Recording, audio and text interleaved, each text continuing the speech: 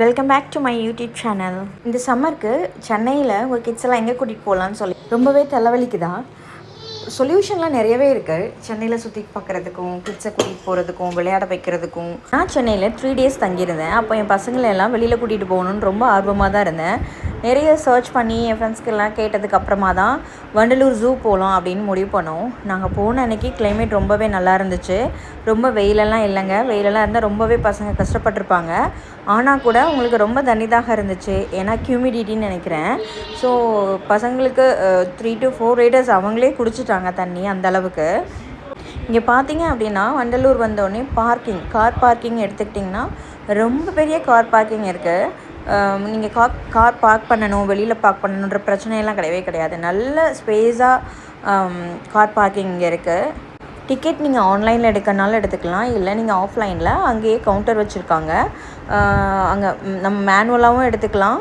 அதுக்கப்புறம் அங்கே ஆளும் இருக்காங்க, அவங்களும் நம்ம டிக்கெட் காசு கொடுத்தா எடுத்து கொடுப்பாங்க. பார்க்கிங் முடிஞ்சதுமே நம்ம வந்து வண்டலூர் ஜூ என்ட்ரியில் நமக்கு டிக்கெட் எடுக்கணும். ஒருத்தவங்களுக்கு அடல்ட்டுக்கு 200 ரூபா, சின்ன பசங்களுக்கு 5 yearsக்கு மேலே இருக்கிறவங்களுக்கு 50 ரூபா அந்த மாதிரி சார்ஜ் பண்ணாங்க. என்ட்ரி பண்ணுற இடத்துல கார்டு இருப்பாங்க, அவங்கக்கிட்ட நம்ம டிக்கெட் காமிச்சிட்டு உள்ளே என்ட்ரி ஆகிக்கலாம். என்ட்ரி ஆன உடனே உள்ளே வந்தீங்க அப்படின்னா ரைட் ஹேண்ட் சைடில் கொஞ்சம் தூரம் முன்னாடி போய் ரைட் ஹேண்ட் சைடில் பார்த்தீங்கன்னா ரெஸ்ட் ரூம் இருக்குது. நீங்கள் உங்களுக்கு ரெஸ்ட் ரூம் யூஸ் பண்ணிக்கன்னா பண்ணலாம். ரொம்ப க்ளீன் அண்ட் நீட்டாக இருந்துச்சு ரெஸ்ட் ரூம். மென்னுக்கு தனியாக விமெனுக்கு தனியாக இருக்குது, நீங்கள் யூஸ் பண்ணிக்கலாம் அங்கேயே. அந்த ரெஸ்ட் ரூம் பக்கத்துலேயே எக்ஸ்ட்ரா நீங்கள் பே பண்ணி பார்க்குற மாதிரி 3D ஐ திங்க் 3Dயா 7Dயான்னு தெரில, அந்த ஷோவும் அங்கே இருந்துச்சு. எங்களுக்கு டைம் இல்லை, அதனால் நாங்கள் அங்கே போகலை. ஆனால் நீங்கள் போகிற மாதிரி இருந்தீங்கன்னா காலையில் பிளான் பண்ணிங்க அப்படின்னா ஈவினிங் வரைக்குமே அங்கே ஸ்பெண்ட் பண்ணுற மாதிரி ரொம்ப ஆக்டிவிட்டீஸ்லாம் இருக்குது. அதுக்கப்புறம் ரெஸ்ட் ரூம் முடித்ததுக்கு டைரெக்ட் ஆப்போசிட்டில் தான் நம்ம என்ட்ரி ஆகணும். என்ட்ரி ஆன உடனே ஃபஸ்ட்டு ரைட் ஹேண்ட் சைடில் பார்த்தீங்க அப்படின்னா ஒரு கேன்டீன் இருக்கும். அங்கே நீங்கள் ஏதாவது டீ காஃபி ஏதாவது குடிச்சிட்டு அதுக்கு பக்கத்துலேயும் ஒரு ரெஸ்ட் ரூம் இருக்குது. ரொம்ப நீட் அண்ட் க்ளீனான ரெஸ்ட் ரூம் இருக்குது. அதை க்ராஸ் பண்ணி போனீங்க அப்படின்னா சிறுவர் பூங்கா இருக்குது. கிட்ஸ்லாம் ப்ளே பண்ணுறதுக்கு எல்லா விதமான ஆக்டிவிட்டியும் இருக்குது. அங்கேயே பசங்க ஆஃப் டே ஸ்பெண்ட் பண்ணுற அளவுக்கு இருக்குது. ஸோ அதெல்லாம் முடிச்சுட்டு கொஞ்சம் முன்னாடி நடந்து போனோம் அப்படின்னா நம்ம வெஹிக்கல்லாம் ஹையர் பண்ணிக்கலாம். எலக்ட்ரிக் கார், இல்லைனா நம்ம வந்து சைக்கிள், அதில் 2 பேர் படல் பண்ணுற மாதிரி சைக்கிள், அந்த மாதிரி நம்ம சார்ஜ் பண்ணி கொடுக்குறாங்க. நம்ம அதை எடுத்துக்கலாம். அப்படி இல்லை நாங்கள் நடந்தே போய் பார்த்துக்குறோம் அப்படின்னு நீங்கள் நினச்சிங்கன்னா நடந்து கூட போய் பார்க்கலாம். எங்களால் நடந்தெல்லாம் போய் பார்க்க முடியாது, ஏன்னா நாங்கள் கிட்ஸு 3 கிட்ஸ் கூட்டு போயிருந்தோம். அதனால் நாங்கள் எலக்ட்ரிக் காரே எடுத்துக்கிட்டோம். நாங்கள் கேட்டோம் ஒரு எலக்ட்ரிக் கார் எங்களுக்கு தனியாக தாங்க அப்படின்னு. ஆனால் அவங்க சொன்னாங்க ரொம்ப லேட் ஆகும், ஏன்னா இது சம்மர் ஹாலிடேஸ் ப்ளஸ் இன்றைக்கி சாட்டர்டே அப்படிங்கிறதுனால உங்களுக்கு கிடைக்கிறதுக்கு ரொம்ப லேட் ஆகும், நீங்கள் பேசாமல் ஷேரிங்கில் எடுத்துக்கோங்க அப்படி சொன்னாங்க. ஒரு சீட்டுக்கு 3 பேர் அந்த மாதிரி கனெக்ட் பண்ணி அவங்க லைனில் விட்டாங்க. எலக்ட்ரிக் காருக்குமே தனியாக நம்ம சார்ஜ் பண்ணுவாங்க. அடல்ட்டுக்கு வந்து 150 rupees, கிட்ஸ்க்கு வந்து 50 rupeesன்னு சார்ஜ் பண்ணுறாங்க. இது சைக்கிளிங்க்கும் சார்ஜஸ் இருக்குது. இது நம்ம இந்த சார்ஜ் பண்ணி உள்ளே போனோம் அப்படின்னா இங்கே இந்த குரங்கு, மயில், யானை எல்லாமே பார்க்கலாம். அப்புறம் லைவாக நீங்கள் பார்க்கணும் சிங்கம், புலிலாம் இன்னும் டெப்த்தாக காட்டுக்குள்ளே கூப்பிட்டு போகிறதுக்கு தனியாக ஒரு பஸ் இருக்குது. அந்த பஸ்ஸுக்கு தனியாக சார்ஜ் பண்ணுறாங்க. ஸோ அதுவுமே நிறைய பேர் சேர்ந்த உடனே தான் போக முடியும். அதுக்கு நம்ம ரொம்ப வெயிட் பண்ணி ஆகணும். நாங்கள் ஆனால் சின்ன பசங்க வச்சுருக்கிறதுனால சரி இந்த டைம் இங்கே போயிட்டு வரலாம் அப்படின்னு சொல்லிவிட்டு நாங்கள் எலக்ட்ரிக் கார் புக் பண்ணி கிளம்பிட்டோம்.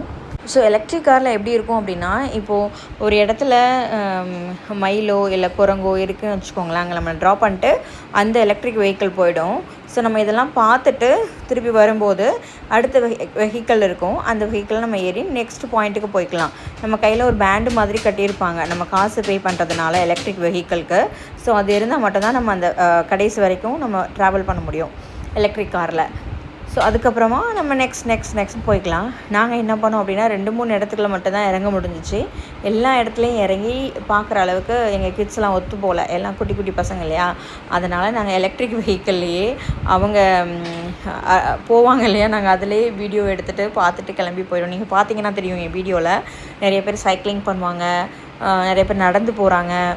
ரொம்ப அழகாக இருந்துச்சு. மயில் பார்க்குறதுக்கு, கிளி பார்க்குறதுக்கு, யானை பார்க்குறதுக்கு, மான் பார்க்குறதுக்கு, குரங்கு பார்க்குறதுக்கு, புலி, சிங்கம்லாம் நான் ரொம்ப பக்கத்தில் பார்த்தேங்க. நாங்கள் போய் பார்த்துட்டு இருந்தப்போ ரொம்ப பக்கத்தில் வந்து படுத்திருந்துச்சு. Oh my God! எனக்கு ரொம்பவே ஆச்சரியமாக இருந்துச்சு நம்ம பார்க்கும் பொழுது.